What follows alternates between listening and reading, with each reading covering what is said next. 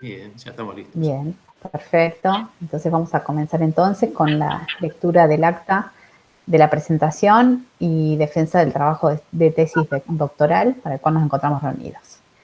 En el día de la fecha, lunes 15 de marzo de 2021, y siendo las 13:30 horas, se reúnen en una comunicación virtual organizada por el área de TICS de la Facultad de Ciencias Exactas de la UNSPBA, el Tribunal Especial de Tesis nombrado por el Honorable Consejo Académico según la resolución de decanato 020/21, homologada por el Consejo Académico en la resolución 055/21, integrado por los profesores doctora Elsa Esteves, de la Universidad Nacional del Sur, la doctora Silvana Ciar, de la Universidad Nacional de San Juan, y el doctor Oscar Nigro, profesor local, con el objeto de evaluar el trabajo de tesis titulado Perfilado Inteligente de Movilidad de Usuarios, presentado por el ingeniero Sebastián Vallejos, DNI 37.373.174, con objeto de optar por el título a doctor en Ciencias de la Computación, de acuerdo al reglamento de dicho posgrado y a la resolución de decanato 043/20.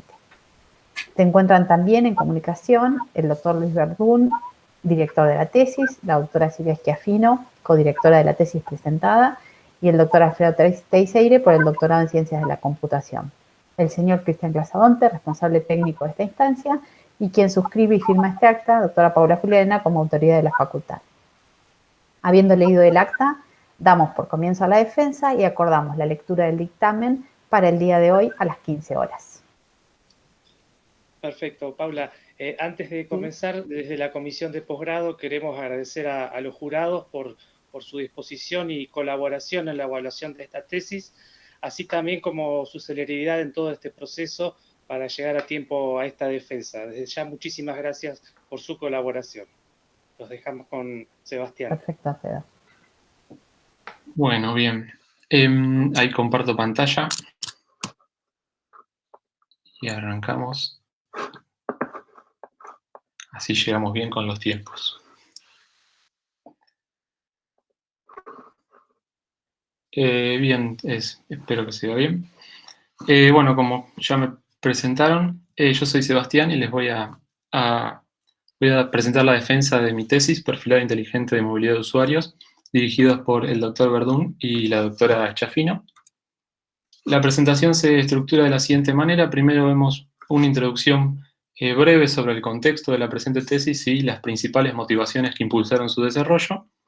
Luego explico los detalles de la propuesta de esta tesis, los experimentos que se llevaron a cabo para evaluar el enfoque propuesto y finalmente las conclusiones, contribuciones y limitaciones de esta tesis.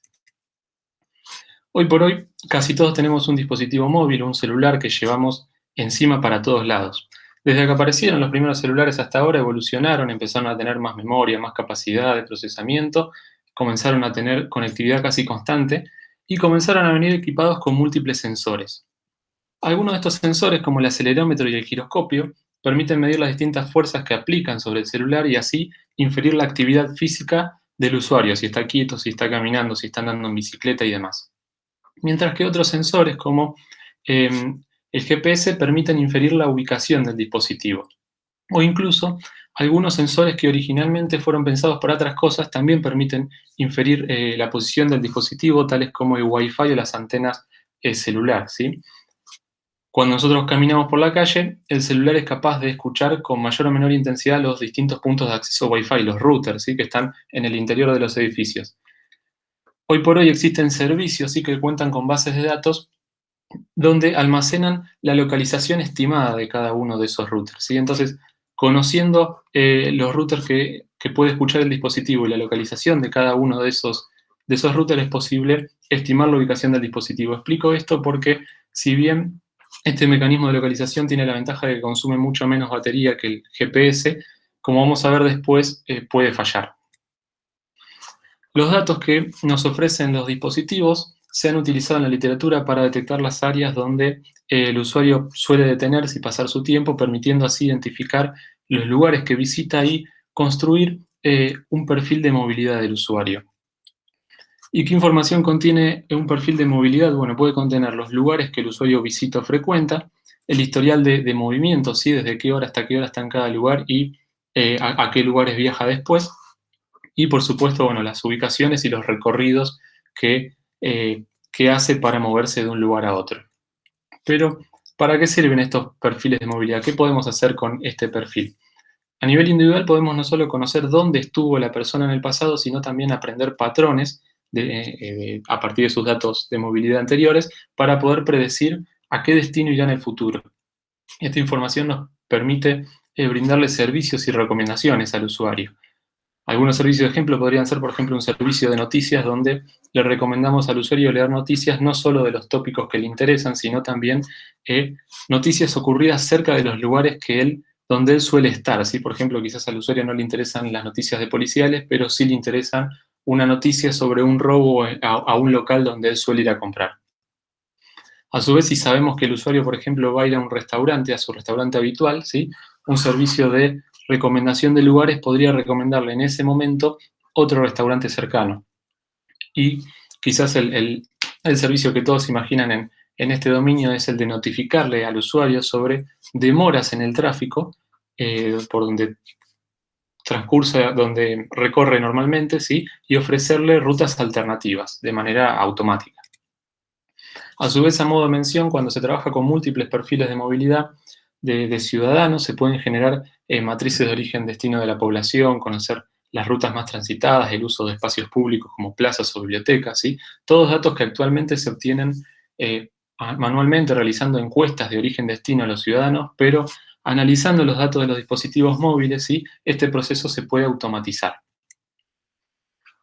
Bien, ahora vamos a ver, voy a presentar la propuesta de esta tesis, ¿sí? Cuyo objetivo general es la elaboración de un enfoque liviano para la construcción de perfiles de movilidad a partir de los datos recolectados de los dispositivos móviles, ¿sí?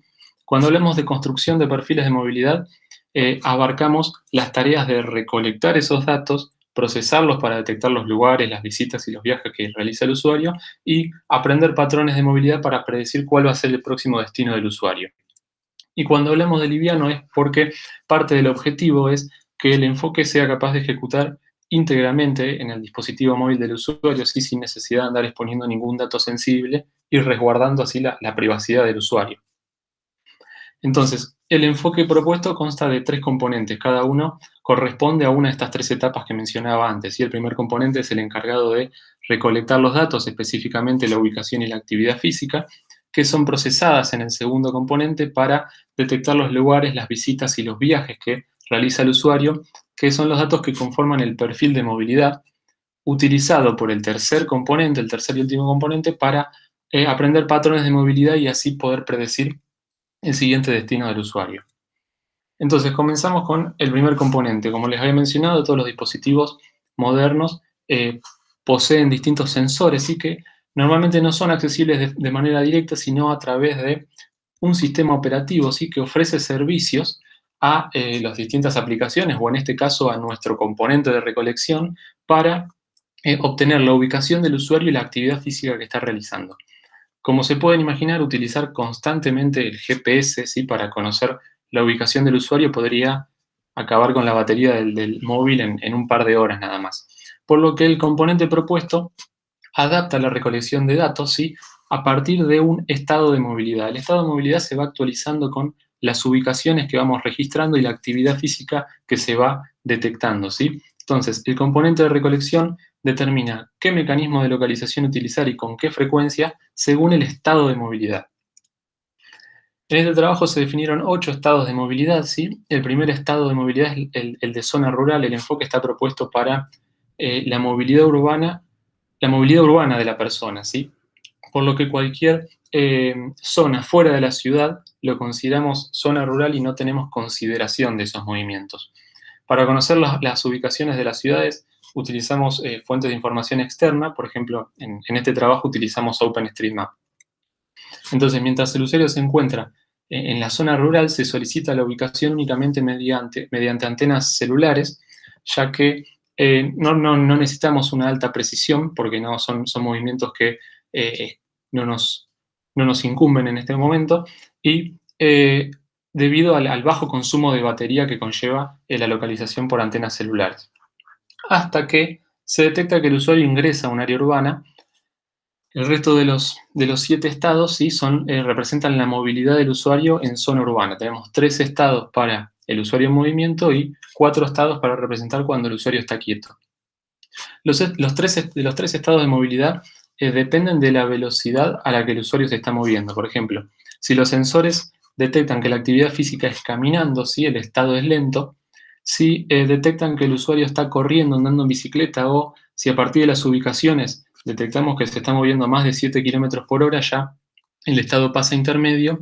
Y si detectamos vehículo o una velocidad mayor a 20 km por hora, el estado es rápido.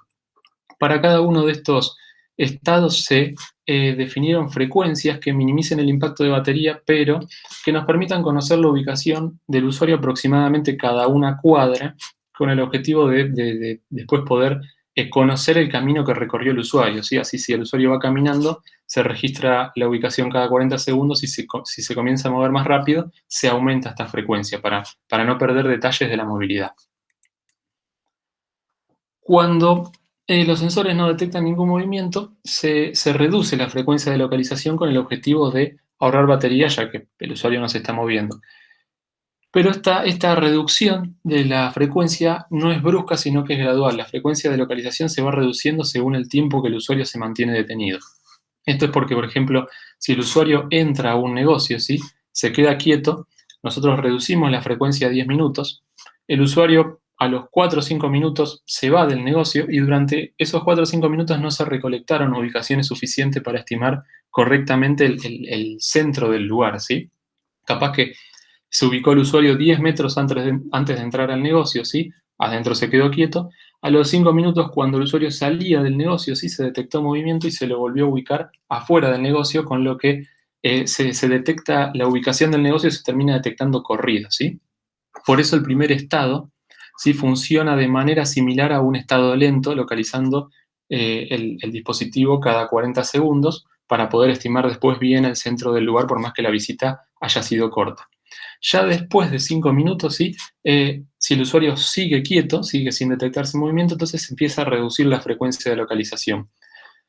Si el usuario pasa mucho tiempo quieto, ¿sí? Más de 20 minutos, ya podemos suponer que realmente está en un estado de reposo, ¿sí? Y se reduce aún más la frecuencia con el objetivo siempre de ahorrar batería. El servicio de recolección es la parte del componente encargada de notificarle al sistema operativo los cambios en la frecuencia o el mecanismo de localización a utilizar, ¿sí? Dependiendo siempre de las especificaciones del sistema operativo en cuestión. Como es de esperarse, puede ser que las ubicaciones que estemos obteniendo no sean confiables debido a que sean poco precisas o aparentemente sean erróneas. En estos casos, el componente de recolección lo que hace es optar por utilizar otro mecanismo de localización, al menos hasta que el mecanismo de localización primario vuelva a ser confiable. Para determinar cuándo una ubicación es confiable o no, ¿sí? El componente cuenta con una serie de filtros y un buffer que se encargan de identificar cuando una ubicación es imprecisa o errónea y las etiquetan como confiables y no confiables. Aquellas ubicaciones que se etiquetan como no confiables se descartan y se notifica al componente de recolección para que adapte el mecanismo de recolección en caso de ser necesario. Mientras que las ubicaciones confiables continúan el flujo normalmente.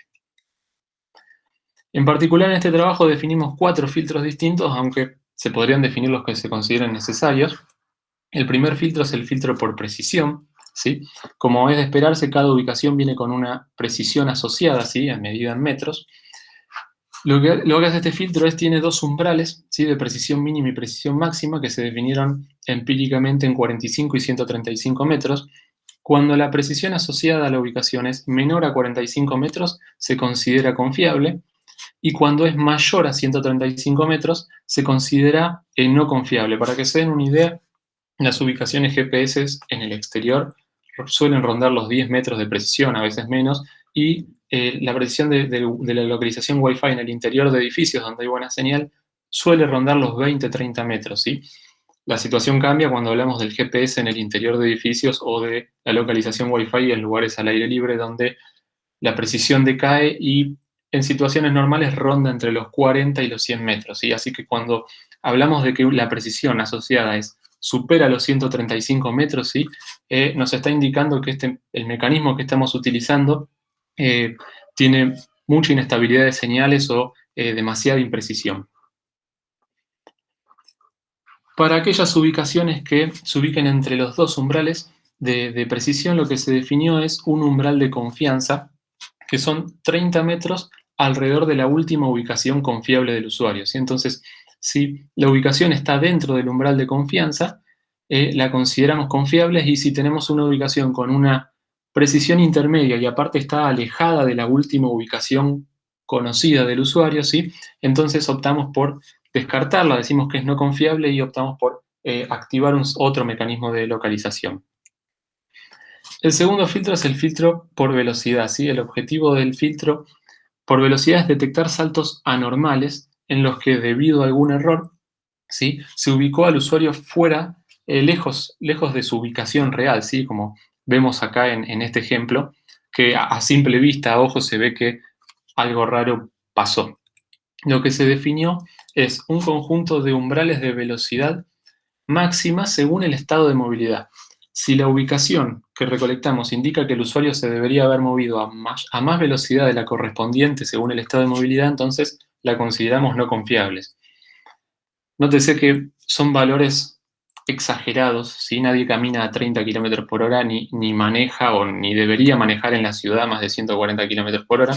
El objetivo es siempre identificar errores y situaciones que sean poco verosímiles. En el caso de que el usuario está quieto, ¿sí?, esté detenido, se supone que no debería estar moviéndose, que debería estar siempre en el mismo lugar. Entonces, cualquier ubicación alejada más allá del umbral de confianza que les mencionaba antes es considerada no confiable. Por ejemplo, este es un caso real, ¿sí? El usuario venía por la línea azul, se detuvo acá a visitar unos familiares y siguió por la línea amarilla. El problema fue que estos familiares se habían mudado hacía unos pocos días a ese lugar, y cuando se mudaron llevaron consigo el router Wi-Fi que tenían en la casa anterior. Cuando el usuario los visitó, la base de datos de Wi-Fi, ¿sí?, que tiene la ubicación de cada router, estaba desactualizada todavía. Entonces ubicó al usuario en la casa vieja, que era donde antes estaba el router, ¿sí? Y esta ubicación se descarta porque, para que sea real, el usuario debería haber viajado a 252 km por hora, lo que es inverosímil. El tercer filtro es un filtro de GPS por altitud. Este es otro caso real. El usuario estaba en el edificio coloreado de violeta y el GPS lo ubicó a 600 metros, lo cual ya es medio raro, pero lo más raro es que lo ubicó a 600 metros, 614 metros sobre el nivel del mar, que no coincide con la altitud de ese terreno, que ronda los 210 metros sobre el nivel del mar. Cuando hay un error de GPS debido a interferencia de señal o a mala recepción, suele venir acompañado de un error de altitud. Entonces, lo que hicimos fue definir un umbral, una tolerancia de altitud que establecimos en los experimentos en 125 metros, de forma que si la altitud asociada a la ubicación difiere más de 125 metros de la altitud real, ¿sí?, es considerada no confiable. De nuevo, para conocer la altitud del terreno, ¿sí?, utilizamos un mapa de elevación, ¿sí?, de la base de datos de Aster, que es una base de datos hecha entre la NASA y el gobierno de Japón, que tiene muy buena resolución, una buena precisión y es de acceso libre. Finalmente, el último filtro es el de Wi-Fi al aire libre. Este es otro caso real. El usuario estuvo en este círculo azul que se ve acá. Las ubicaciones rojas se obtuvieron por GPS y las ubicaciones azules se obtuvieron por Wi-Fi. ¿Qué pasa? Como no hay ningún edificio ni nada que interfiera, mientras el usuario está en el parque, llega a escuchar las redes Wi-Fi de las casas aledañas al parque, ¿sí? Entonces, la localización Wi-Fi lo tiende a ubicar dentro de esos edificios. Para esto, lo que se hizo fue, para poder filtrar estos errores, se definió una distancia de filtrado que establecimos en los experimentos en 20 metros. Si la última ubicación confiable del usuario es en una plaza, o en un parque, o en algún lugar al aire libre, todas las ubicaciones por localización Wi-Fi que estén dentro de esta franja roja alrededor del parque, que es donde se suelen ubicar los desvíos por Wi-Fi, son consideradas no confiables. De nuevo, para conocer las áreas de los parques, en este caso, utilizamos OpenStreetMap. Entonces, estos son los 4 filtros. Si la ubicación pasa por los 4 filtros, entonces entra el buffer, que el buffer lo que busca es detectar pequeños saltos o desvío, ¿sí? En general definimos tres situaciones: o el usuario está quieto, o está moviéndose, o hubo un desvío, ¿sí? Que es cuando aparentemente el usuario se fue y después al instante vuelve. Entonces, el buffer lo que intenta identificar es esta situación en particular. Como primer elemento, el buffer siempre mantiene la última ubicación confiable conocida, que en este caso está coloreada de verde. Cuando llega una nueva ubicación, en este caso coloreada de azul, el buffer chequea si esa ubicación se encuentra dentro del umbral de confianza o fuera. Si se encuentra dentro, suponemos que estamos en la situación quieto, que el usuario no se movió apenas un poquito. Y si está fuera, estamos en una de estas dos situaciones: o se está moviendo o esta ubicación es un desvío. En ese caso, se espera una tercera ubicación, en este caso coloreado en rojo o en naranja, y el chequeo que se hace es: si esa ubicación se encuentra más cerca de la ubicación verde que del azul, consideramos que fue un desvío, y si se encuentra más cerca de la ubicación azul que de la verde, ¿sí? Consideramos que el usuario está moviéndose, y ahí consideramos que la ubicación azul era confiable. Entonces, de esta manera, el componente de recolección filtra las ubicaciones poco confiables al mismo tiempo que va adaptando la recolección en base al estado de movilidad y a la confiabilidad de cada mecanismo según la situación en la que se encuentre el usuario. Las ubicaciones confiables, ¿sí?, se agrupan con la actividad en lo que nosotros denominamos un evento, que engloba los datos de la ubicación del usuario y la actividad que estaba realizando en un momento dado, ¿sí? Este evento es la entrada al siguiente componente, al segundo componente, que consta principalmente de una máquina de estados. Esta máquina de estados se encarga de ir procesando los eventos que llegan, ¿sí?, y identificar las estadías, los viajes y los lugares que va visitando el usuario. La máquina cuenta con 4 estados. Los dos principales, el activo y el pasivo. El activo ocurre mientras el usuario está viajando, mientras que el pasivo ocurre mientras el usuario está realizando una estadía.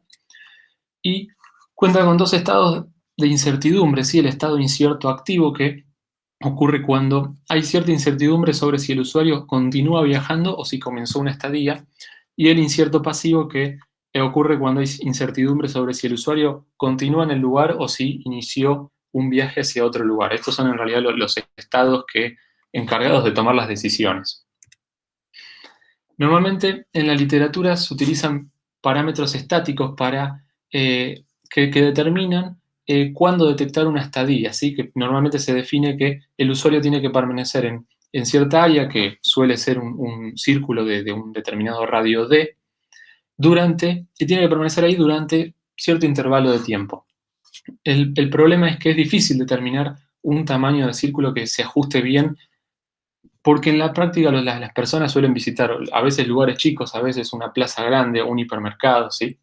Visitan lugares de distintos tamaños. Entonces, para abordar esto, el enfoque, la máquina de estados define valores umbrales, ¿sí? Un valor de min, un valor de max, que son las distancias mínimas y máximas del radio del círculo, y un Tmin y un T máximo, que van acorde a los tamaños de las áreas. Entonces, la máquina de estados selecciona qué valor utilizar entre estos dos umbrales según la ubicación del usuario. Por ejemplo, si el usuario está en un parque, agranda el radio; si está en su casa o en otro lugar, achica el radio. Para esto utilizamos información geográfica de un mapa de lugares, ¿sí? Que inicialmente se precarga con datos de fuentes externas, que en este caso usamos OpenStreetMap, pero como vamos a ver después, a medida que va pasando el tiempo, se van incorporando en este mapa los lugares que la persona va visitando. Entonces, ¿cómo funciona este mapa y cada uno de los estados? El estado activo, que es el que ocurre mientras el usuario está viajando, lo que va haciendo es almacenar todos los eventos que conforman la trayectoria que va recorriendo el usuario.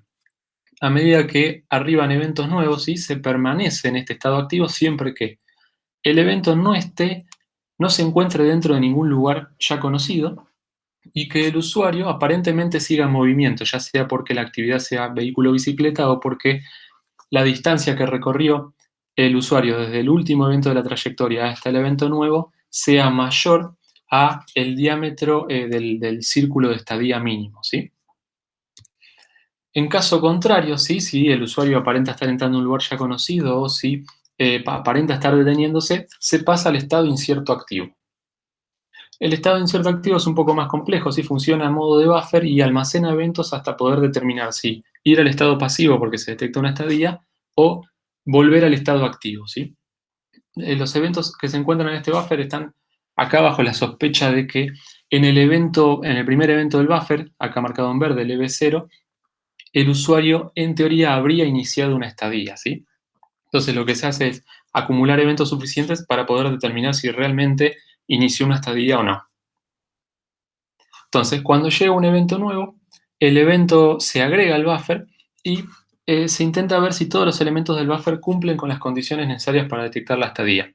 Lo primero que se hace es, se calcula el centroide T de todos los eventos, ¿sí? Que no es el centroide tradicional, sino que es un centroide donde la ubicación de cada evento se pondera en base al tiempo transcurrido entre los eventos, ¿sí? Porque los eventos no van viniendo siempre en la misma frecuencia, es una frecuencia variable, a veces vienen rápido y después empiezan a venir más lento. Entonces el objetivo es calcular el centroide de donde el usuario pasó su tiempo, ¿sí? Una vez calculado el centroide, se intenta determinar un área que denominamos área de estadía, que englobe todos los eventos del buffer, ¿sí?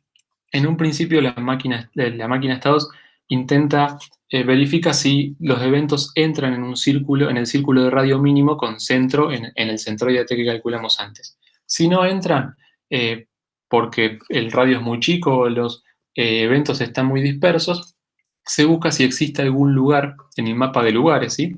Algún lugar que englobe el centroide T. Si existe, lo que hace la máquina de estados es ajustar el radio del círculo y combinarlo con el área del lugar, ¿sí?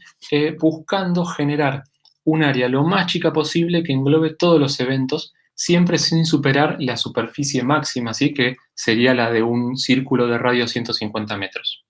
Entonces, si no pudimos determinar un área de estadía, ¿sí? Un área que englobe todos los eventos, se considera que el usuario se movió demasiado, recorrió demasiada distancia desde el evento verde, el primer evento del buffer, hasta el evento nuevo. Entonces, se considera que este evento al final no era el inicio de una estadía como se sospechaba inicialmente, por lo que se envía ese evento al estado activo, ¿sí? Se dice, bueno, este evento hasta ese momento era parte del viaje, y se reevalúa la condición de estadía, pero ahora con un elemento menos en el buffer. En caso de que esto continúe así y terminemos con un solo elemento en el buffer, que sería el evento nuevo, se considera que el usuario nunca se detuvo, ¿sí? Y directamente ya se vuelve al estado activo.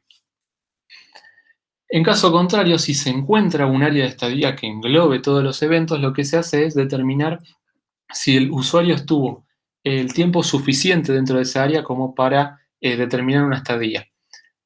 El tiempo requerido para que el usuario tiene que pasar ahí para detectar una estadía varía según el área, la superficie del área, ¿sí? Si estamos con el área mínima, utilizamos el tiempo mínimo de detección de estadía. Si estamos en un área grande, ¿sí? Que alcanza la superficie máxima, usamos el tiempo máximo. Y si estamos en alguna superficie intermedia, usamos un tiempo intermedio acorde. Adicionalmente, se establece un tiempo de penalización que suma en 10 segundos por cada evento cuya actividad sea vehículo o bicicleta. Por ejemplo, si el área de estadía es el área mínima, tenemos un tiempo requerido de 2 minutos. Pero si en el buffer había tres eventos con la actividad de vehículos, el tiempo requerido pasa a ser 2 minutos 30. El objetivo es evitar detectar estadías ante pequeñas demoras en el tráfico o, por ejemplo, cuando el usuario espera en un semáforo, ¿sí? Entonces se le da tiempo al usuario a que el semáforo se ponga en verde y comience a moverse de nuevo. En caso de que el usuario no haya pasado en el área el tiempo suficiente todavía, la máquina de estados continúa en el incierto activo acumulando eventos para ver si el usuario se sigue quedando ahí o si continúa su camino. Por el contrario, si se considera que ya el usuario pasó dentro de ese área el tiempo suficiente, se inicia una estadía. Se detecta que el usuario inició una estadía a partir del evento EV0, ¿sí? Se pasa al estado pasivo y todos estos eventos pasan a conformar el inicio de la estadía. Al realizar esa transacción, al estado pasivo se cierra el estado activo, ¿sí? Se considera finalizado el viaje y se genera un registro con los datos de ese viaje, ¿sí? La trayectoria que se recorrió, el tiempo de inicio, el tiempo de fin y demás. El estado pasivo, en lugar de la trayectoria como el estado activo, lo que hace es mantener el centroide T y el área de estadía que les había mencionado previamente. A medida que llegan eventos, se permanece en el estado activo siempre que los eventos se sigan ubicando dentro del área de estadía. Si no, en caso contrario, si el evento nuevo se ubica fuera del área de estadía, ¿sí?, la máquina de estados pasa al incierto pasivo. El incierto pasivo de nuevo funciona a modo de buffer, pero en este caso la sospecha es que en el primer evento del buffer, de nuevo pintado en verde, el usuario inició un viaje, se empezó a ir del lugar. Pero no detecta que el usuario inició un viaje ante el primer evento fuera del área de estadía, porque si no, ante cualquier pequeño desvío vamos a dar por finalizada una estadía cuando en realidad el usuario no se fue y solamente se trataba de algún pequeño desvío. Lo que se hace es, a medida que arriban eventos, ¿sí?, el evento se agrega al buffer y su ubicación se compara con el área de estadía del estado pasivo. Si el evento se ubica dentro del área de estadía, ¿sí?, se vuelve al estado pasivo porque se volvió a ubicar al usuario dentro del área que estaba visitando. En cambio, si cae afuera, ¿sí?, la máquina de estados permanece en el estado incierto activo, al menos hasta que haya transcurrido cierto umbral de tiempo que lo delimitamos en 1 minuto en este trabajo, ¿sí? Si el usuario dejó el área de estadía por más de 1 minuto y no volvió a entrar, se evalúan 2 posibles situaciones. Una es que el usuario se encuentre en las cercanías del área de estadía, ¿sí? En esta situación puede ser que el usuario siga dentro del área y se trate de un desvío, o que realmente el usuario se encuentre dentro de las cercanías del área. En cualquier caso, el usuario no aparenta estar viajando, alejándose del lugar. Por lo que el evento EV0 no es el inicio de un viaje como se sospechaba, porque el usuario no está viajando a ningún lado, y se envía al estado pasivo. En caso contrario, si el evento se encuentra alejado del área, ¿sí?, ya el usuario hace más de 1 minuto que se fue, no volvió a entrar y encima se está alejando, bueno, ahí confirmamos que el usuario inició un viaje en el evento EV0, ¿sí? Se pasa al estado activo con todos estos eventos, ¿sí?, como el inicio de la trayectoria del viaje. En esa transacción, lo que se hace es, se cierra el estado pasivo, ¿sí?, se finaliza la estadía y se genera un registro con todos los datos de la visita, ¿sí?, el lugar, el tiempo de inicio, el tiempo de fin y demás. Cada vez que detectamos que finalizamos una visita, una estadía, ¿sí?, el área de estadía que veníamos utilizando en estado pasivo se utiliza para actualizar el mapa de lugares, ¿sí? En este punto, si se trata de un lugar nuevo, ¿sí?, que no coincide con ninguno de los lugares conocidos, se define un nuevo lugar a partir de este área de estadía. En caso contrario, si coincide con un lugar ya conocido, lo que se hace siempre es se mantiene el área de los lugares como el promedio de todas las áreas de todas las visitas, ¿sí? Entonces, lo que se hace es, el área del lugar se combina con el área nueva de la estadía, pero ponderando el área del lugar tantas veces sobre el área de estadía según la cantidad de visitas que haya hecho el usuario previamente a ese lugar, ¿sí? Por ejemplo, en este caso, el usuario había visitado ese lugar 7 veces, o sea que esta área es el resultado de haber combinado 7 áreas de estadía en el pasado, ¿sí? Por eso se pondera 7 veces por sobre la nueva área de estadía, y bueno, el área resultante pasa a ser la nueva área del lugar. El mapa de lugares junto con el historial de movimientos, que es donde se van almacenando los registros que se van generando, conforman el perfil de movilidad y son utilizados por el tercer y último componente para predecir el próximo destino del usuario. El componente de predicción no utiliza un único predictor, sino que utiliza un conjunto de predictores, porque en la literatura se mostró ya que distintas técnicas pueden dar mejores o peores resultados para distintos usuarios según la movilidad de cada uno. Entonces, lo que se hace es, cada vez que el usuario inicia un viaje, se le solicita a estos predictores que den una predicción del destino. La predicción básicamente se conforma como una lista de probabilidades, una probabilidad asociada a cada posible destino. Estas probabilidades se combinan en una única lista de probabilidades, que es de donde se termina prediciendo el destino finalmente. Esta combinación se hace ponderando la salida de cada predictor con un peso. Este peso es la precisión acumulada hasta el momento por cada uno de los predictores, ¿sí? Cada vez que el usuario llega a un destino, el enfoque compara el destino al que arribó el usuario con el destino que había predicho el predictor y mantiene actualizada la precisión del predictor. Entonces, al combinar ponderando por esta precisión acumulada, el enfoque es capaz de ir adaptándose a la movilidad de cada usuario, priorizando los predictores que mejor lo predigan y ignorando a los predictores que peor lo predigan. Del mismo modo, cada vez que, aparte de actualizar estos pesos, ¿sí? La transición nueva se agrega al conjunto de datos de entrenamiento, ¿sí? De esta forma también se mantienen los modelos de predicción actualizados. Dado que las rutinas de un usuario varían totalmente de una ciudad a otra, el enfoque define regiones, ¿sí? Que es de 30 kilómetros de radio, y un conjunto de predictores específicos para esa región. De esta forma, los patrones de movilidad de las distintas regiones se mantienen separadas. Por ejemplo, si yo vivo en Tandil y viajo de vacaciones a Mar del Plata, voy a tener patrones de movilidad totalmente diferentes porque son lugares diferentes, estoy en otra ciudad. Los patrones que aprendió el enfoque de mi movilidad en Tandil no van a servir para predecir mi movilidad en Mar del Plata ni viceversa. Entonces, al definir predictores separados por cada región, se aprenden los patrones de movilidad de cada región y no se introduce ruido de patrones de movilidad de una ciudad en los patrones de movilidad de otra ciudad. Respecto a los predictores que se combinaron en este trabajo, se definieron predictores basados en matrices de probabilidad. Se definieron 3 tipos de matrices. No puedo pasar, ahí está. El primer tipo de matriz es la matriz de transición, que básicamente lo que va haciendo es contando la cantidad de transiciones entre cada par de lugares y contando la cantidad de transiciones desde un lugar. Entonces, cada vez que hay una transición, por ejemplo, del lugar 5 al lugar 4, se actualizan las celdas correspondientes y para predecir, lo que se hace es dividir la cantidad de viajes a cada uno de los posibles destinos sobre el total de viajes desde ese lugar y así se calculan las probabilidades de cada destino de manera similar a un markup de orden 1. Dado que las rutinas de los usuarios pueden variar en los distintos días de semana o en un fin de fines de semana, días de semana, lo que se hizo fue definir 3 predictores. Un primer predictor con una matriz por cada día, ¿sí? Este predictor es el más específico, pero es el que también más tarda en aprender, porque todos los datos de movilidad se van distribuyendo entre las 7 matrices. Tenemos un predictor intermedio que tiene 2 matrices, una para fines de semana y otra para días de semana, y un tercer predictor que es el más simple, tiene una única matriz, pero es el que más rápido aprende ya que todos los datos de movilidad van a parar a la misma matriz. Sigo con las matrices. El segundo tipo de matriz, aparte del de transición, es el de matriz temporal, que contabiliza la cantidad de viajes a un destino según la hora del día. Lo que se hizo fue se dividió las 24 horas del día en 36 baldes de 40 minutos cada uno.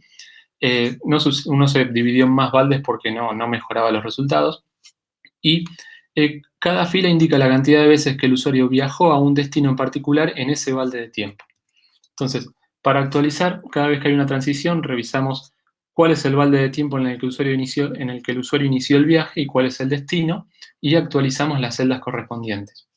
A la hora de predecir es similar a la matriz de transición, con la diferencia de que no contabilizamos solamente la fila correspondiente al balde en cuestión, sino también contabilizamos los baldes previo y el siguiente, los 2 baldes contiguos. Esto es porque uno nunca sale de viaje siempre a la misma hora, a veces sale 10 minutos antes, 10 minutos después, y al discretizar una variable continua como el tiempo, ¿sí? Puede ser que esos 10 minutos antes o 10 minutos después terminen en otro balde, ¿sí? Entonces, para abordar esa problemática, lo que se hace es, se consideran también los baldes contiguos. Después las cuentas son similares, ¿sí? Se suman la cantidad de transiciones y se suman los totales, se divide y así se sacan las probabilidades de que el usuario viaje a un destino en determinado tiempo. Y finalmente las matrices de estadías que contabilizan dónde suele estar el usuario a cierta hora del día, ¿sí? De nuevo, las 24 horas del día se dividieron en 36 baldes y cada fila indica la cantidad de veces que el usuario estuvo en ese lugar en ese balde de tiempo. Entonces, cada vez, por ejemplo, que hay una nueva estadía, por ejemplo, en este caso, en el lugar L4, desde el balde 36 al balde 2, se actualizan las celdas correspondientes. Y para predecir es similar a la matriz temporal, pero no se considera el balde previo, se considera solo el actual y el siguiente. Esto es porque queremos saber dónde suele estar el usuario ahora mismo o en el futuro cercano, que es cuando el usuario va a arribar al destino, y no nos interesa dónde suele estar el usuario en el pasado. Para cada uno de estos 3 tipos de matrices, lo que se hizo entonces se definieron 3 predictores, así como les contaba en la matriz de transición que teníamos un predictor para cada día, con matrices para cada día de la semana, otro con fines de semana y días de semana y otro simple. Se definieron 3 predictores por cada tipo de matriz, siguiendo la misma lógica, y en total se definieron 9 predictores. Bien, vamos ahora con la evaluación del enfoque, ¿sí? Que se dividió en 3 partes, evaluando cada uno de los 3 componentes. Primero se evaluó la capacidad del enfoque de discernir entre las ubicaciones confiables y las no confiables. Los eventos generados por este primer componente se procesaron en la máquina de estado, ¿sí? Para evaluar su capacidad de detectar correctamente las estadías y los lugares visitados. Y las estadías detectadas por este segundo componente se utilizaron para evaluar la capacidad del tercer componente de predecir correctamente el próximo destino del usuario. Para estos experimentos se utilizaron 3 conjuntos de datos, ¿sí? Assistant fue el primer prototipo que materializó el enfoque. Lo usaron 18 usuarios voluntarios. Y lo que hacía la aplicación cada vez que se detectaba una estadía en un lugar nuevo, en un lugar distinto, era pedirle al usuario que etiquetara esos datos, ¿sí? De acá es de donde se desprenden lo que nosotros denominamos los 11 usuarios bitácora, que son los 11 usuarios que mantuvieron actualizados sus datos y etiquetaron la mayor parte, ¿sí? La aplicación de Ayacucho, que se había publicado un poco antes de iniciar los experimentos, de aquí sacamos 60 usuarios que hasta ese momento superaban el mes de datos. La diferencia es que esta aplicación no le pedía a los usuarios que etiquetaran sus datos. Y finalmente, el dataset de Mobile Data Challenge de Nokia, donde se registraron movimientos de 152 usuarios. Primero se recolectaron los datos y después se detectaron de manera offline, se detectaron las visitas, utilizando distintos parámetros. ¿Sí? El dataset cuenta con 2 historial de visitas. Uno en el que se utilizó un tiempo requerido para la estadía de 10 minutos y otro donde se utilizó un tiempo requerido para la estadía de 20 minutos. Algo a mencionar de este dataset es que todas las coordenadas geográficas pasaron por un proceso de anonimización, por lo que estos datos no se pueden utilizar, por ejemplo, para ser procesados por la máquina de estado, porque están todos alterados. Bien, entonces, al evaluar el primer componente, lo que se priorizó fue descartar las ubicaciones erróneas recolectadas, las no confiables, conservando la mayor cantidad posible de ubicaciones correctas, ¿sí? Se utilizaron los datos de los 11 usuarios bitácora, ya que estos usuarios fueron los que validaron y etiquetaron sus estadías y lugares, lo que nos permite saber si realmente una ubicación es correcta, si se encuentra dentro del área del lugar donde el usuario confirmó haber estado, o incorrecta es si se encuentra fuera del área. ¿Sí? Se puede pensar en este componente como un clasificador binario, que clasifica las ubicaciones como confiables o no confiables. Estos son los datos, ¿sí? 1.300.000 ubicaciones correctas y casi 135.000 ubicaciones erróneas, así que donde cada una tiene en promedio un discrepa en 500 metros de la ubicación real del usuario. Entonces, para cada uno de los posibles parámetros de los filtros y buffer que les comentaba al principio, se estableció un rango de posibles valores que estos rangos se definieron en base a algunas experiencias y evaluaciones previas que nos daban un indicio de aproximadamente en qué números debería estar el valor ideal para cada uno de los parámetros. En total se probaron 26.244 configuraciones y se buscó aquella que maximizara el F-measure beta 1 medio. ¿Por qué? Porque si lo vemos como un clasificador binario, ¿sí? La idea es aumentar la precisión descartando los ítems erróneos, pero si solamente nos concentramos en la precisión, corremos el riesgo de descuidar la cobertura y descartar todas las ubicaciones correctas, ¿sí? Entonces lo que se hace es se utiliza la métrica de F-measure, que considera ambas, tanto la precisión como la cobertura, pero con beta 1 medio para darle cierta prioridad a la precisión, ¿sí? Y darle prioridad a descartar ubicaciones erróneas, ¿sí? La configuración de los parámetros que mejores resultados obtuvo es la que acá está marcada en negrita, que es la misma que veníamos viendo en la explicación del enfoque. Esta configuración tuvo una cobertura de 96,8%, es decir, que descartó 3,2% de las ubicaciones correctas, pero obtuvo un 98,9% de precisión y redujo el total de metros de error en un 99,42%. Las ubicaciones resultantes de este filtrado se utilizaron como punto de partida en el segundo experimento, ¿sí?, que evaluaba la capacidad del enfoque de detectar correctamente las estadías y los lugares. De nuevo se utilizaron los 11 usuarios bitácora, ya que, como habíamos dicho, son los que tienen los lugares y las estadías etiquetados y validados, digamos. Y entonces podemos usar esos datos como verdad contra la cual comparar la salida del enfoque nuestro, y a partir de esa comparación contabilizamos las detecciones correctas, ¿sí?, que es cuando se detecta correctamente un lugar o una estadía, detecciones falsas, ¿sí?, cuando se detecta un lugar donde no hay ningún lugar, las uniones, que es cuando, por ejemplo, varios lugares chicos se agrupan el enfoque los detecta como un único gran lugar, o lo mismo con las estadías, varias estadías cortas se detectan como una única gran estadía, la división, que es lo inverso, y la pérdida, que es cuando un lugar etiquetado por el usuario y validado, o una estadía, el enfoque no es capaz de detectarlo. En base a esto, se definieron las métricas de precisión y cobertura de la misma forma que en la literatura, ¿sí?, la cantidad de detecciones correctas sobre el total de detecciones para la precisión y la cantidad de detecciones correctas sobre el total de ítems que había que detectar como cobertura, y en base a esto se utilizó la métrica de F-Measure para evaluar. En este experimento no se evaluó el enfoque propuesto nada más, sino que aparte se lo comparó con otros 4 trabajos. Durante este experimento lo que se hizo fue se ejecutaron pruebas utilizando distintos valores para los distintos parámetros que requería cada enfoque. Por ejemplo, en nuestro enfoque probamos distintos parámetros de los umbrales de min y de max, o de tiempo mínimo y tiempo máximo. Y para los otros enfoques se probaron valores para los parámetros que requerían. Esta tabla resume los resultados de la mejor configuración de cada uno de los enfoques. Como se observa, el enfoque obtuvo mejor valor de F-Measure 2 que el resto de los enfoques de la literatura, tanto para la detección de estadías, donde tiene una brecha de casi 4%, como para la detección de lugares, donde la brecha se achicó, principalmente porque una mejor detección de estadías si bien influye, no se traduce directamente a una mejor detección de lugares, porque por ejemplo, si yo visito 20 veces un local, un enfoque puede detectar bien las 20 veces, mientras que otro detecta capaz solo 10 estadías, pero ambos enfoques van a ser capaces de detectar el lugar, ¿sí? Finalmente, la última evaluación consistió en evaluar al componente de predicción del enfoque, ¿sí? Para esto se utilizaron todos los datasets, únicamente con aquellos usuarios que tuvieran al menos 30 días de dato y 30 viajes, ¿sí?, para que hubiera datos suficientes para aprender algún patrón y poder predecir algún destino. En el caso de los datos de Asistán y de Ayacucho, ¿sí?, se utilizaron 76 usuarios que se procesaron con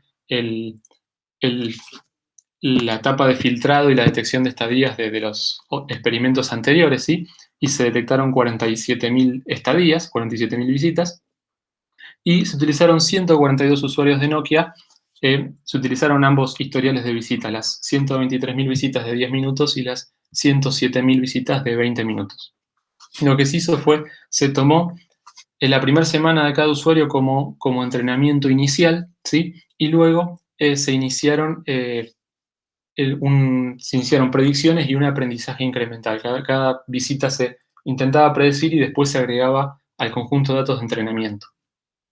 En este experimento, de nuevo, no se evalúa el enfoque propuesto por sí solo, sino que se lo comparó contra otros enfoques de la literatura. Como métrica se utilizó el F-Measure, porque utilizar la precisión únicamente no es del todo justo, es porque algunos predictores no predicen siempre, ¿sí? Predicen en algunas situaciones nada más, con lo cual es injusta esa comparación para los predictores que intentan siempre predecir un destino. Entonces, esta tabla resume los resultados obtenidos de precisión, cobertura y F-Measure para cada uno de los 3 conjuntos de datos, y finalmente el F-Measure global, que es el F-Measure obtenido de todos los usuarios. Como vemos en los resultados, las redes bayesianas y los árboles de decisión se desenvuelven bastante bien en este dominio, seguidos por los modelos de Markov y algún otro modelo probabilístico ad hoc, ¿sí?, que obtienen resultados competitivos. mientras que algunos algoritmos como el SVM aparentemente no se desenvuelven del todo bien en este tipo de dominios. Otra cosa a ver es que a medida que, si leemos los datos de izquierda a derecha, ¿sí? Vemos que la precisión de los predictores decae, de todos los predictores, decae a medida que se utilizan estadías más cortas, ¿sí? Si vemos para las estadías de 20 minutos se obtuvieron ciertos valores, para estadías de 10 minutos decaen las precisiones y para el dataset privado que tiene visitas a partir de los 2-3 minutos decae todavía más. Esto muestra que cuando se utilizan visitas más cortas, estas suelen ser más aleatorias o menos rutinarias, ¿sí? Y resultan más difíciles de predecir. Independientemente de esto, ¿sí? Para los tres conjuntos de datos, el enfoque propuesto obtuvo los mejores valores de F-Measure. Y bueno, por cuestiones de que no me entraban en la tabla, lo que hice también fue correr el enfoque propuesto, pero utilizando los predictores de un solo tipo de matriz. Por ejemplo, utilizando solamente los predictores con matriz de estadía o solo con matrices temporales, para mostrar que si bien obtienen resultados competitivos, ¿sí? Al combinarlos con el sistema de pesajes por precisión acumulada, obtienen todavía mejores resultados y superan a otros trabajos de la literatura. Bien, ahora vamos a ver un poco las conclusiones. Como contribuciones en esta tesis se elaboró un enfoque liviano para la construcción de perfiles de movilidad que es capaz de ejecutar íntegramente en los dispositivos móviles de los usuarios y abarca las etapas de recolección, procesamiento y aprendizaje de patrones de movilidad. El componente de recolección de datos adapta la frecuencia y los mecanismos de localización acorde al estado de movilidad y a la confiabilidad de los mecanismos de localización con el objetivo de ahorrar batería y aumentar la precisión de datos. A su vez es capaz de filtrar las ubicaciones erróneas, ¿sí? Con un 98,9% de precisión. La máquina de estados, ¿sí? La máquina de estados propuesta ajusta los parámetros requeridos para la detección de estadías según la ubicación del usuario y esto le permitió obtener mejores resultados que otros enfoques de la literatura. Y finalmente el mecanismo de predicción que combina distintos predictores mediante un mecanismo de pesaje que le permite adaptarse a cada usuario en particular. Y se utilizaron, en este trabajo en particular, se utilizaron un conjunto de 9 predictores basados en matrices de probabilidades que al combinarlos lograron mejores resultados que otros enfoques de la literatura basados en redes de Bayes, en Markov o incluso modelos probabilísticos ad hoc. Limitaciones, algunas limitaciones del enfoque. Bueno, la primera limitación que nos encontramos fueron las impuestas por los sistemas operativos, ¿sí? De los dispositivos móviles modernos que interfieren o a veces dificultan la implementación, principalmente en el componente de recolección, ya sea por restricciones de batería o restricciones de ejecución en segundo plano o de acceso a el GPS o algún sensor. Una segunda limitación es la organización jerárquica de los lugares. Existen lugares, ¿sí? Que dentro contienen otros sublugares que son útiles de diferenciar y el enfoque no aborda esta posibilidad. Por ejemplo, una de las cosas que nos encontrábamos era en el supermercado Carrefour de acá o incluso en las plazas del centro que suelen tener paradas de colectivo, pero principalmente en el Carrefour está el supermercado propiamente dicho, hay un Open Sport, hay un cine. ¿Qué pasa? Los usuarios tienden a diferenciar en esos lugares y diferenciar entre esos lugares y etiquetarlos como cosas distintas y el enfoque tiende a agrupar todos esos lugares en un solo gran lugar, con lo cual se pierde un poco de precisión a la hora de detectar los lugares. Una tercera limitación es que el enfoque predice el destino cuando el usuario está iniciando su viaje, ¿sí? Y algunos servicios podrían beneficiarse de conocer a qué destino va a ir antes de iniciar el viaje, ¿no? Para esto el enfoque debería predecir. Escuché un ruidito de chat. Sí, justo estábamos hablando, Sebastián, de que a Silvana se le cayó, estábamos hablando por el WhatsApp. Te cayó recién. Perdón, ¿en qué quedaste, Silvana? No, disculpa, Sebastián, continúa. Sí, seguro, no querés que repasemos, sino por ahí que vuelva, justo terminó de presentar, creo que te caíste cuando empezó a mostrar la tabla grande de resultados. Sí. Bueno. Pero leí la tesis, si no ha variado mucho, no hay problema. ¿Cómo? Por ahí planteamos algunos puntitos, pero nada más. Pero sí, no, eso no varió nada. Ah, bueno. Ajá, bien. ¿Quieren que... Gracias. Disculpa, Sebastián. No, no pasa nada. ¿Vuelvo a los resultados? No, continúa con las limitaciones y las aportaciones. No hay problema, Sebastián. Si no ha variado de lo que está en la tesis, No, en el no, Ah, no, documento, no hay problema. son los mismos resultados. Bien, bien, Eh, Sebastián. Disculpa. no, por favor, puede pasar en la virtualidad. Sí, Eh, lo que pasa es que estamos con tormentas y cuando hay relámpagos se corta. Se corta ahí, sí. Sí, yo tenía miedo también. Tengo el celular con los datos móviles por si se me corta internet.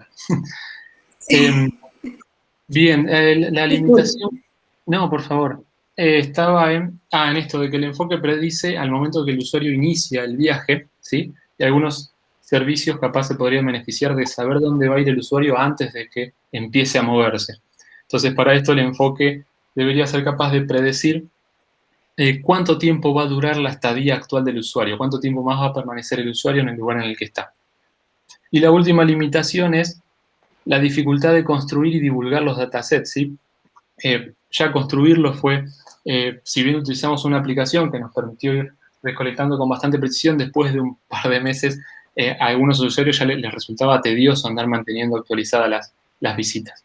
Y la segunda dificultad es que a la hora de divulgar el dataset, corres expones la privacidad de los datos sensibles de los usuarios o los pasás por un proceso de anonimización que puede hacer que para otros autores utilizar ese dataset, ¿sí? Sea imposible o no puedan aplicarlo a lo que lo quieren aplicar, ¿sí? Entonces, ahí hay una gran limitación en este tópico. Trabajos futuros. Bueno, el trabajo actual no aborda el etiquetado semántico de los lugares, ¿sí? Que visita el usuario, que son importantes, a veces es importante conocer no solo dónde estuvo, sino qué estuvo haciendo en ese lugar, si es su casa, si es su trabajo, si es un banco, si fue a hacer compras, ¿sí? Toda esta información podría permitir brindarle mejores servicios, estimar incluso la calidad de vida del ciudadano o mejorar la predicción de destino, ¿sí? Utilizando la información semántica del lugar como una característica para predecir cuál va a ser el próximo destino. Un segundo trabajo es crear un repositorio de información geográfica voluntaria de manera automatizada, ¿sí? Algunos usuarios podrían estar dispuestos a compartir su información, sus lugares no personales, ¿sí? No su casa ni la de unos amigos, pero sí quizás la ubicación de tiendas o negocios a los que suele concurrir, y con esto se podría generar un mapa digital de la ciudad actualizado de manera automática. Y por último, como les había comentado en la introducción, este tipo de perfiles sí se puede utilizar a nivel grupal para aportar distinta información sobre cómo se mueve la población en la ciudad, que podrían utilizarlo las municipalidades o los gobiernos locales para mejorar la toma de decisiones, ¿sí? Bueno, esta rama justo estamos trabajando con unos chicos con una tesis de grado que están trabajando sobre esto, y con el último tema, el de abordar el estudio de movilidad a nivel grupal, lo estamos trabajando con Ayacucho. Bien, finalmente, estas son las publicaciones y los proyectos que desarrollamos durante el doctorado, ¿sí? Algunas publicaciones de Mangue, ¿sí? Que fue Mangue era un prototipo es un prototipo que extrae información de incidentes de tránsito del texto de las publicaciones de Twitter, ¿sí? El objetivo era generar una fuente de información de tránsito que el enfoque de esta tesis pudiera utilizar para notificarle al usuario cuando hay demoras en los caminos que recorre normalmente. Fue justo en Mangue que comenzamos a trabajar combinando la salida de múltiples predictores, que en ese caso era para clasificar los tweets, y esa misma idea después se trasladó a la tesis para la predicción de destinos. Tour With Me, en Tour With Me se propuso el enfoque de esta tesis, pero orientado al turismo. El objetivo era inferir los intereses de los turistas a partir de cuánto tiempo pasaba en cada punto turístico y el tiempo que le dedicaba a viajar hacia ese punto turístico. Y actualmente estamos escribiendo My Move, que es así como apodamos al enfoque de esta tesis. El objetivo es plasmar los resultados y las experiencias de esta tesis en este artículo. Respecto a los proyectos, estamos desarrollando dos. El primer proyecto es el IP-COVID-19 674, ¿sí? Que se lo financia el MinSit, donde el objetivo es aplicar el enfoque de esta tesis al estudio de movilidad y el contacto entre personas en el contexto de pandemia, ¿sí? Este proyecto después lo homologaron como PDTS. Y el otro proyecto es el convenio de acuerdo específico que tenemos con Ayacucho para el desarrollo de una plataforma de servicios al ciudadano, donde los ciudadanos cuentan con una aplicación que adentro materializa el enfoque propuesto, que es la aplicación que veíamos en los datos de los experimentos, y esa aplicación es el punto de entrada del usuario a la plataforma de servicios. Y bueno, finalmente, publicaciones de otros tópicos que trabajé durante mi doctorado que fueron en paralelo con la tesis. Bien, espero que se haya entendido. Cualquier cosa, si necesitas que vuelva a los resultados o a ver algo que te hayas perdido en el corte de internet, me avisas. Así que estoy abierto a preguntas. Bueno, no sé cómo comenzamos. Si quieren puedo comenzar yo, o no sé, Silvana, como quieras. No sé cómo lo manejamos. Y Alfredo nomás, que por ahí no está, no lo veo, pero bueno, la idea, como el rol hasta que por ahí Alfredo. Sí, acá estoy. Ahí está. Que decían entre ustedes por ahí si quieren hacer alguno para la ronda de preguntas. Sí. Por ahí capaz que sería mejor que empiece uno, complete todo y el siguiente, así nos vamos asegurando que si por si hay algún corte que ya vayan completando al menos algún jurado las distintas preguntas. Bien. Pero bueno, queda igual a su criterio. Si les parece, no tengo ningún problema en comenzar, como quieran. Adelante. Bueno, felicitaciones a vos, a tus directores, porque la verdad que fue muy lindo leer la tesis hacer por dos razones. Primero, porque el punto de vista del dominio es algo que a mí particularmente me interesa mucho, pero además vi la combinación de formalismos, ingeniería de software, formalismos matemáticos, todos muy bien aplicados para resolver un problema que es de aplicación relevante para la vida, para mejorar la vida urbana, para mejorar las condiciones de movilidad que ocurren hoy en las ciudades, ¿no? Entornos urbanos. Así que desde ese punto de vista me pareció muy bueno el problema abordado para pero también me pareció muy bien la metodología que se adoptó en el sentido de que fue rigurosa, de que se hace referencia en la tesis o trabajos relacionados que exploran soluciones o que exploran herramientas que se pueden aplicar al problema de investigación. Hay algunas, bueno, la presentación, por supuesto, fue excelente, muy bien comunicada, tanto como la solución en general. Hay algunas preguntas que son más curiosidad, te diría. Me gustaría saber, cuando comenzaron a estudiar y a pensar en estos tres componentes y los problemas que tenían para poder resolver cada una de las funcionalidades, me imagino, o por lo menos pienso, que hay muchos de situaciones o escenarios que uno tiene que pensar para poder tratar de darle o asegurar completitud en función de los algoritmos que uno está diseñando. Entonces, por ejemplo, si la persona perdió la conexión, o si la persona es un día feriado y entonces cambian los patrones, o si se está yendo fuera del área, etcétera. Es decir, hay una variedad de escenarios posibles que la veo como muy compleja. Quisiera saber que me cuentes cómo fue que resolvieron ese tipo de la diversidad de los escenarios para asegurar de alguna forma la completitud. Sí, hay un montón de situaciones, incluso algunas que uno no se imagina hasta que no se las... Tal cual. Justo cuando arrancamos con el prototipo, al principio nos las instalamos entre nosotros, entre los compañeros de oficina, y uno de los compañeros de oficina no tenía internet, datos. Entonces, en algunas situaciones, si entraba a algún edificio grande que no tuviera wifi y eso, y no tuviera recepción de GPS, era casi imposible ubicarlo, ¿sí? Porque no lo podíamos ubicar por Wi-Fi, no lo podíamos ubicar. Y en ese punto bueno, utilizamos un poco la idea de un trabajo de Ashbrook, que fue uno de los primeros trabajos que usaba la pérdida de señal como un indicio de que el usuario había entrado a un lugar. Entonces, modificábamos, eran todas modificaciones que se iban haciendo o agregados que se iban haciendo al enfoque. En ese caso era para detectar que si se perdía la señal durante cierto intervalo de tiempo y reaparecía relativamente cerca, bueno, probablemente en ese intervalo el usuario había entrado a algún lugar y se había quedado sin señal. Eran casos por ahí muy, muy particulares. Después, no, probamos también lo que decías vos de utilizamos un calendario, una librería de un calendario laboral, digamos, que te decía qué días eran feriados y qué días no. Y lo que hacíamos era considerar el día feriado como si fuera fin de semana, pero no mejoraba los resultados. Parece el día feriado es un día muy particular y difiere tanto de los días de semana como de los fines de semana. En ese caso, creo que habría que abordarlos como algo distinto.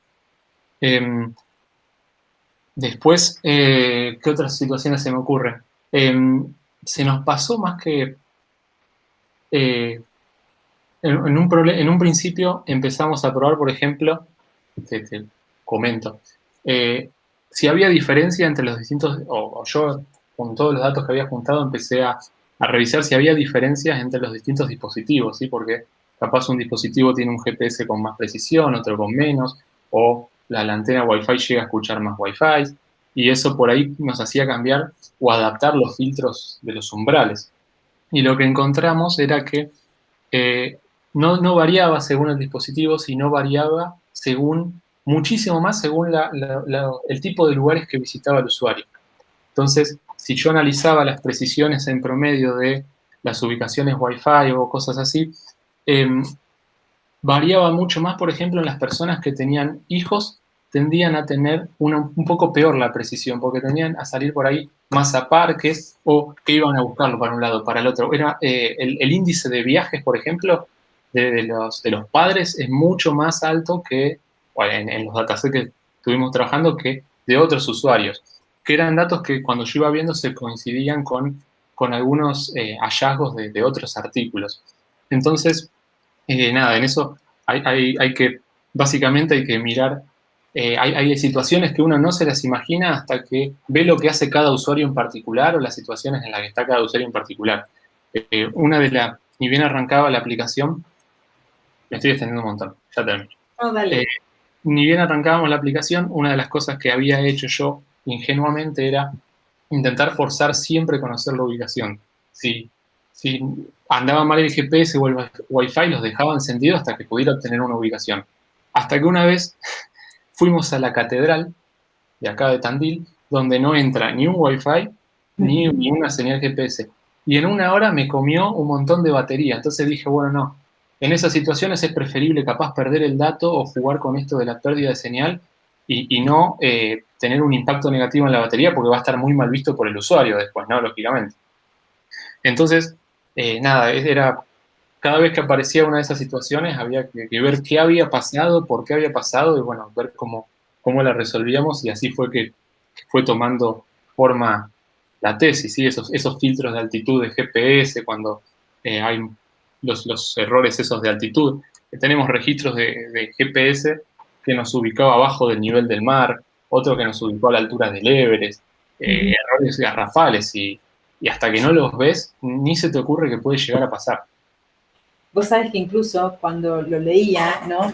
Pensaba en la generalización y en la gran posibilidad que tiene desde el punto de vista de otra tesis doctoral en ciencia de datos para poder hacer minería de los datos, porque indudablemente los patrones de movilidad, como vos decís, los padres con chicos chiquitos, adultos mayores, la diferencia de movilidad de esas personas, la velocidad con que caminan, a qué tipo de lugares se dirigen, qué tipo de lugares visitan, incluso por cuestiones de género también, ¿no? También.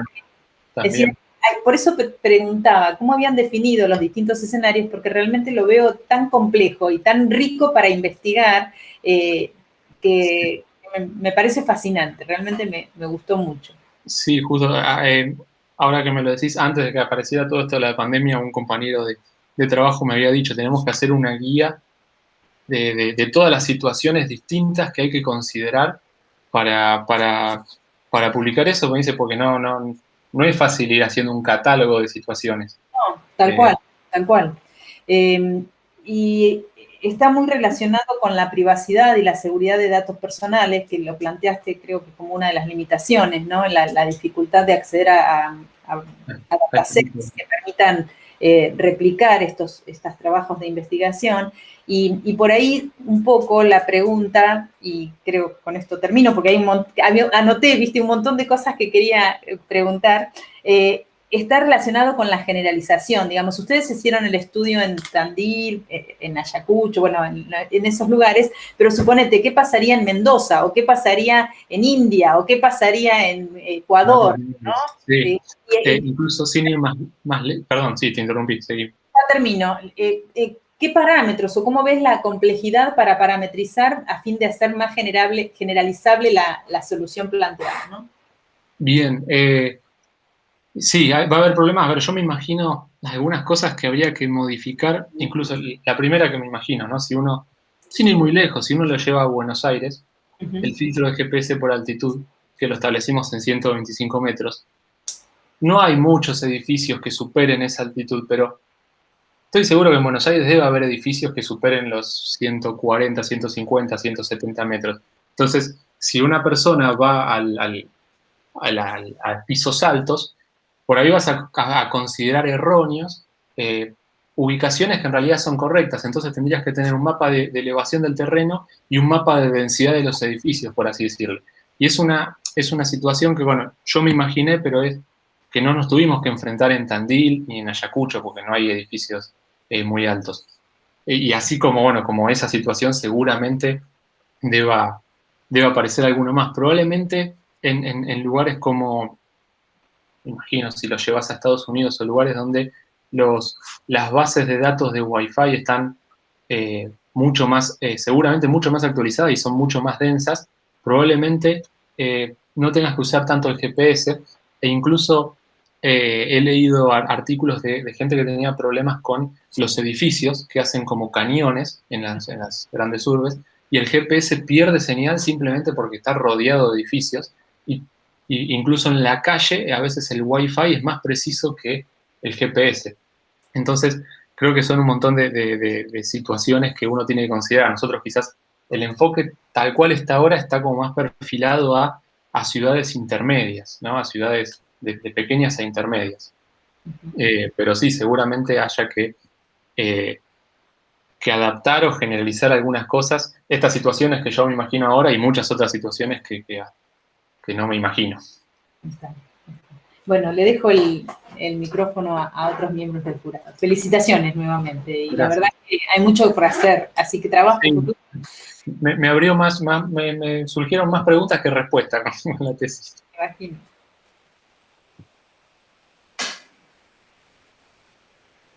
Hola. Hola. Lo que pasa es que como tengo poca, parece que se corta, viene, va. No les veo las imágenes a ustedes, solamente veo como digamos, la foto de ustedes, pero no los veo la cámara. Así que creo que es por la baja señal que tengo de internet. Así que creo que voy a aprovechar en hacer las preguntas, la intervención mía, antes que se nos corte. Bueno, en primer lugar, Sebastián, felicitarte por la tesis, felicito a tus directores, Silvia, Luis, una tesis muy, muy linda. La comencé a leer y me entretuve hasta que no llegué al final, ¿no? Es una fácil de leer, muy entretenida, muy aplicable y, bueno, como trabajo con sistemas recomendadores, veo gran potencial de utilizar tus aportes, ¿no? Me gustó mucho las aportaciones también que hiciste y sobre todo que, digamos, solucionaste gran parte de las problemáticas que hay muchos aportes sobre cómo obtener el perfil de movilidad de dispositivos móviles, pero muchos errores en esos aportes, ¿no? Entonces, digamos, has presentado soluciones lo que verdaderamente está afectando a la precisión de los enfoques que ya están siendo utilizados. También las preguntas mías son más de curiosidad, más que nada, ¿no? Y la primera tiene que ver con la detección de las ubicaciones erróneas, ¿no? Sí. Para validarlo, digamos, tuviste voluntarios que voluntariamente, porque cuesta muchísimo que alguien te diga, estuve acá, en este lugar, en este tiempo, ¿cierto? Sí. Y voluntariamente lo hacen porque son compañeros tuyos, amigos tuyos, ¿cierto? Y te quieren dar una mano. Pero al momento de ir a la realidad, ¿no? Con los enfoques que tenés, ¿cierto? Para las ubicaciones erróneas y ver más la precisión de las ubicaciones, ¿no? De la última ubicación confiable que tenés. ¿Cómo se puede, digamos, detectar sin tener la intervención del usuario, ¿no? ¿Cómo se puede hacer para que pase por 4 filtros, algo que es erróneo y ha pasado incorrectamente por filtros, ¿no? De ubicaciones erróneas. Bien, detectar un error que pasó ya por los filtros, digamos. Por filtros, ajá. Cuando no se tiene acceso directo al usuario para preguntarle. Al usuario, porque hay ocasiones, digamos, que sí, que por ejemplo yo en el día a día, como voy por diferentes lugares, no, y tan rápido con todo que no me voy a detener a decir esto es erróneo, esto es correcto, digamos, ¿no? Por Bien. más que me lo pidan, ¿no? Bien. Ahí la aplicación lo que hacía era, le pedía que etiquetes la estadía entera, no todos los puntos, sino la estadía completa. De decir, bueno, ¿estuviste dentro de este círculo desde ayer a la noche hasta hoy? ¿Sí o no? Bueno, ¿y qué era ese círculo? Bueno, mi casa. Entonces ya la segunda vez que vos ibas a tu casa, la aplicación no te volvía a preguntar porque sabía que era tu casa. Lo que nosotros hacíamos después era decir, bueno, desde ayer a las 8 de la noche hasta hoy, que Silvana me dijo que había estado en su casa, que es este círculo. ¿Qué ubicaciones recolecté? Bueno, una lista de ubicaciones GPS y Wi-Fi y lo que fuera. Bueno, ¿cuáles caen adentro de ese círculo y cuáles caen afuera? Las que caen afuera las considero que en ese momento eran erróneas y las que caen adentro las considero acertadas, digamos. Y ahí es lo que hicimos fue hacer los experimentos con los filtros para que el filtro descartara la mayor cantidad de errores y aceptara o conservara la mayor cantidad de aciertos, de ubicaciones que cayeran adentro, ¿sí? Más que nada para, si la idea es, si funciona bien ahora, va a funcionar bien en el futuro, va a ser el objetivo. Respecto al tema de la comunicación con los usuarios, a veces es difícil porque a veces ni los usuarios mismos te saben decir. Hay movimientos tan finos. Ejemplo, estás en tu casa y de repente hay una ubicación que sale afuera de la casa y que vuelve a entrar. Y a veces decís, o fue un desvío o capaz la persona salió a sacar la basura, lo ubicó en la calle y después volvió a entrar, y eso es un error o es un acierto. Y hay algunas ubicaciones erróneas que son hasta difíciles de verificar a mano.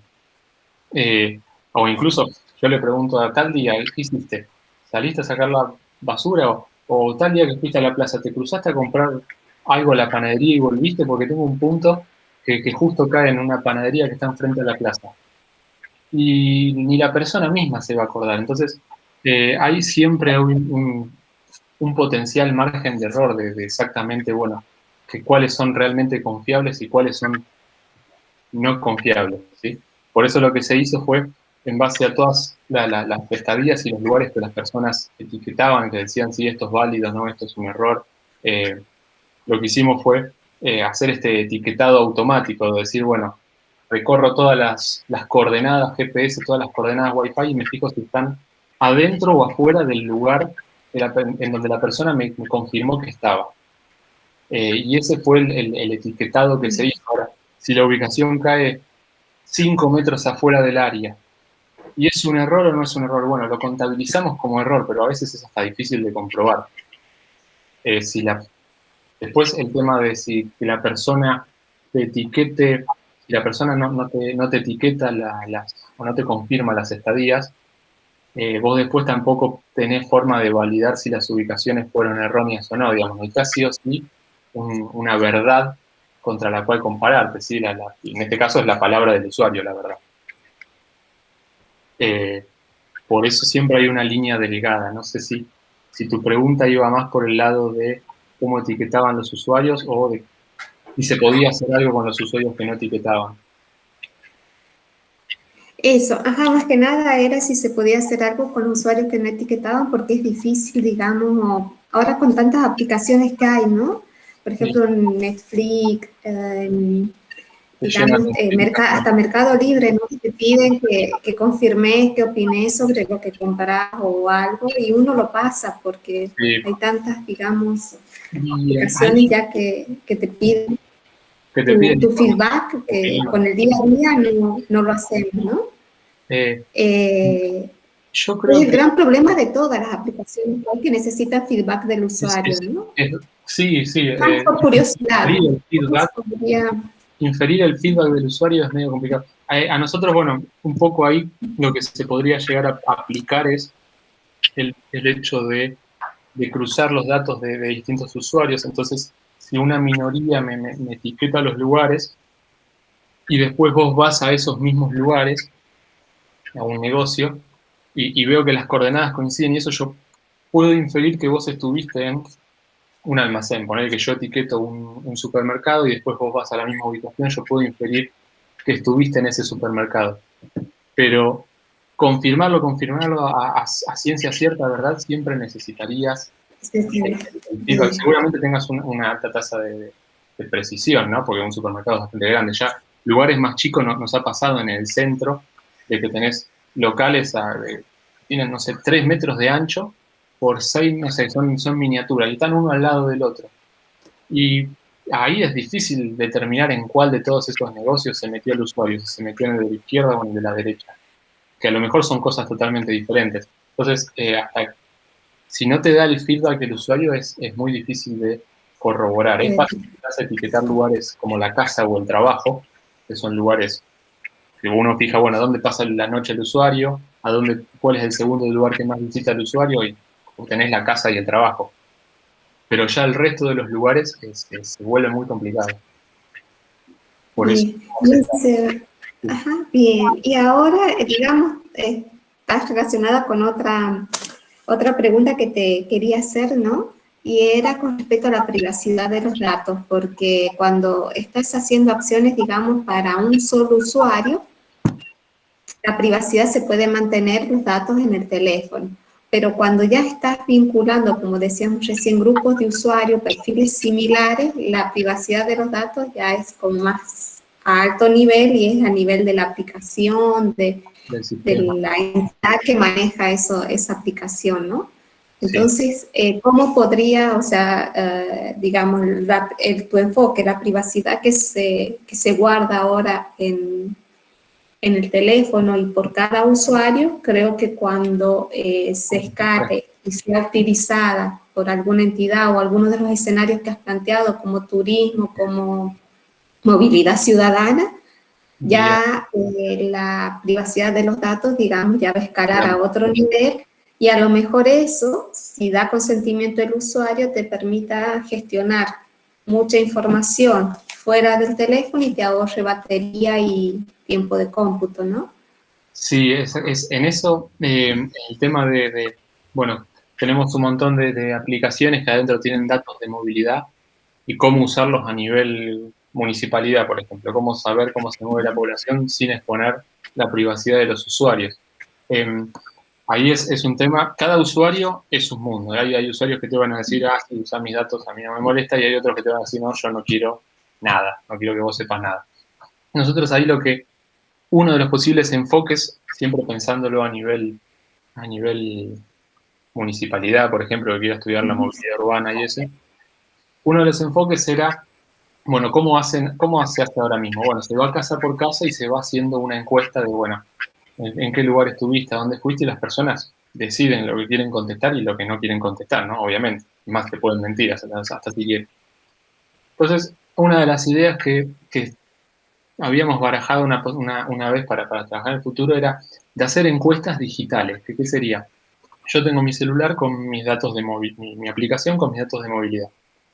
Yo podría definir, podría darle al usuario opciones de, bueno, no quiero compartir nada, no tengo problemas de compartir, o podríamos dejarlo definir niveles de granularidad, de hasta dónde está dispuesto a compartir o qué tan específico quiere ser cuando comparta. Entonces, el municipio, por ejemplo, podría publicar una encuesta digital, siempre, no que se llene a mano por una persona, sino una encuesta con preguntas de, por ejemplo, quiero saber los usuarios, no sé, el municipio organiza un evento y quiere en un lugar determinado y quiere saber si la gente que vive en determinado barrio fue a ese evento o no.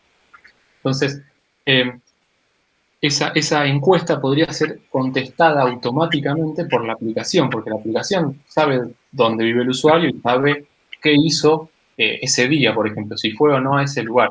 Entonces, ahí la idea un poco que se me ocurría era permitirle a la persona, capaz la persona está dispuesta a decirte que fue a ese lugar en ese día, pero no a qué hora exactamente, porque no quiere dar tanto detalle, o ni de qué hora, pero te acepta contestarte qué fue ese día. O quizás por qué zonas, lo mismo, así como para el tiempo, podría aplicar para el lugar en donde vivís, y capaz no te quiere decir a dónde vive exactamente, pero sí te dice el barrio en el que vive. Entonces, capaz, en base a eso, permitiéndole al usuario distintos niveles de privacidad o de granularidad de su privacidad, podría permitirle al municipio publicar estas encuestas, que las aplicaciones las contesten automáticamente, en una cuestión de 1 o 2 horas, a medida que los celulares se conectan a internet, la pueden contestar, y que la persona pueda ver qué información le dio al municipio, ¿no? Entonces yo creo que de esa forma, por ejemplo, para este dominio en particular, que sería movilidad, podríamos resguardar la privacidad del usuario, permitirle nada más compartir lo que quiere compartir y saber qué datos compartió, ver qué encuestas respondió. Ese era un poco el enfoque que se me ocurría o que estábamos pensando para no sacar los datos del dispositivo y en caso de que no quiera el usuario, ¿no? Obviamente si el usuario quiere, los datos se respaldan en un servidor y se utilizan directamente esos datos, pero hay usuarios que no quieren directamente. Entonces, para ese dominio en particular, nosotros teníamos esa idea, ¿no? de una especie de encuesta digital que en realidad la conteste la aplicación por la persona, siguiendo siempre los límites que la persona le impone. Después, para los distintos, eso es la solución que se me ocurrió para eso, bueno, la veníamos pensando y veníamos trabajando en eso. Para otros dominios, seguramente haya que pensar otras estrategias. Depende en qué dominio vos tenés en mente. Bien, bien. Bien, Sebastián, me parece súper interesante todo y, digamos, lo que has hecho, el enfoque que has dado y también, digamos, todo lo que propones como solución para ir escalando y utilizarlo a nivel macro, ¿no? Digamos, que sea en los proyectos en los que has nombrado, ¿no? Así que te felicito, Sebastián, y también a tus directores. Muchas gracias y mucha paciencia tuvieron mis directores. Sí, no. Muy bien. Sí. Bueno, felicitaciones, Sebastián. Gracias, Oscar. Muy bueno. Y también a los directores. Excelente, digamos. Tengo poco que preguntar, simplemente lo voy a hacer a efectos de hacer alguna pregunta a esta altura. ¿Cómo tomarías la diferencia de móvil? Viste que vos hacías por rápido, si yo voy en auto o voy en el transporte público de pasajeros. ¿Eso tenés algo en mente como para detectar? Bien, en lo que es colectivos, sí, porque las líneas de colectivo tienen recorridos y entonces podés hacer coincidir la trayectoria con el recorrido del colectivo o incluso las paradas de colectivo. Podés, si vos ves que la persona estuvo esperando en donde hay una parada de colectivo y después hizo un recorrido, que es el recorrido del colectivo, bueno, no hay mayor duda. La cosa cambia cuando la persona está en un taxi o en un remis, ¿sí? Ahí yo creo que es más complicado, ¿sí? Uno puede estimar, según los movimientos de la persona, podés estimar si tiene auto o no, según si la mayoría de veces camina o va en auto. El tema es que las veces que va en auto, vos no vas a saber si lo está llevando otra persona o si está yendo en un remis o en un taxi, por ejemplo. Vas a saber que va de acompañante, pero no sabés si es transporte, si es remis, taxi o un auto particular. Con lo cual, para saber si va en auto particular, tendrías que cruzar datos de todas las personas para ver quién viajó con él durante toda su trayectoria. La otra posibilidad es ir viendo si el usuario usa o no el celular, pero tampoco va a ser, o sea, durante el viaje se supone que la persona no va a ir usando el celular mientras maneja, aunque tampoco tampoco daría muy preciso. Yo creo que lo más fácil es distinguir los colectivos de los autos. Después podés distinguir si es el que está manejando o si lo están llevando. Pero entre taxi, remis y auto particular creo que va a haber una complicación ahí. Esa sería la diferenciación más difícil que veo. Y el otro punto, y para terminarlo simplemente, uno de los factores más interesantes que tiene la movilidad urbana o las actividades que hacen las personas dentro de las ciudades son las relaciones sociales. Y esas relaciones sociales, cómo arman los grupos. Es una idea de si la aplicación puede de alguna manera detectar, analizar o en un futuro prever nuevos trabajos acerca de cuando yo me encuentro solo o me encuentro con grupos y si esa relación tiene que ver en el hogar o de visita a familiares, etcétera. ¿Se comprende? Digamos, sí. Bueno, me hace acordar el trabajo de minería de la realidad, creo que era del 2006, sí. Que utilizaban el Bluetooth de los dispositivos de varios compañeros de trabajo para detectar relaciones de si eran compañeros de trabajo o si uno era el jefe del otro, y después para detectar si había amistad fuera del área de trabajo, digamos, si eran amigos aparte de compañeros. Bueno, justo ahora con el 2020, con todo esto del COVID, con el contact tracing, se están sacando artículos a mansalva de lo que es contacto entre personas, contacto estrecho entre personas mediante el Bluetooth. Ahí la limitación que tenés es que necesitas que las dos personas tengan la aplicación corriendo, ¿sí? Porque yo puedo ir tirando mensajitos por Bluetooth, pero si el otro celular no los está escuchando, ni tampoco está emitiendo ninguna señal Bluetooth, vamos a pasar de largo y no vamos a saber. Podría llegar a haber otros enfoques, pero ya para mí cruzan demasiado la frontera de la privacidad, que es, por ejemplo, yo podría abrir el micrófono un lapso de, si yo sé que está en un lugar quieto, podría abrir el micrófono un lapso de 10 segundos y detectar si hay una conversación. Pero ya me parece que se pasa del tema de la privacidad, digamos. Está bien que esos datos podrían siempre quedarse en el celular y simplemente clasificar ahí si el ruido que se escucha es una conversación o no, para saber si está con más gente o no. Y después para determinar si estás con un familiar o con amigos, o yo creo que ahí pasa más por el tipo de lugar en el que está, cuántas veces lo frecuenta, y, bueno, lógicamente, si las dos personas tienen la aplicación, vas a poder saber qué tan seguido se ven esas personas, y seguramente eso ayuda a saber si son amigos, compañeros de trabajo o familiares, o bueno, si viven juntos lo vas a saber porque la casa de los dos va a ser el mismo lugar. Pero me parece que va más por el lado de decir, bueno, las dos personas tienen que tener la misma aplicación para que las aplicaciones de los dos celulares se puedan comunicar entre sí y hacerse notar la presencia de uno y de la otra. Creo que vamos por ese lado. Gracias, Sebastián. Ha sido un placer escuchar. Felicitaciones y de nuevo felicitaciones a Silvia y Luis por el trabajo. Bueno, muchas gracias, Oscar. Aplausos. Aplauso. Gracias. Hay muchos aplausos, escuchar. Bien, no sé ahora cómo Yo Bueno, creo que ahora sí, damos por terminada la defensa. Le pedimos a Cristian que suspenda la grabación. Cristian, Bueno. ¿estás ahí? Ah, genial.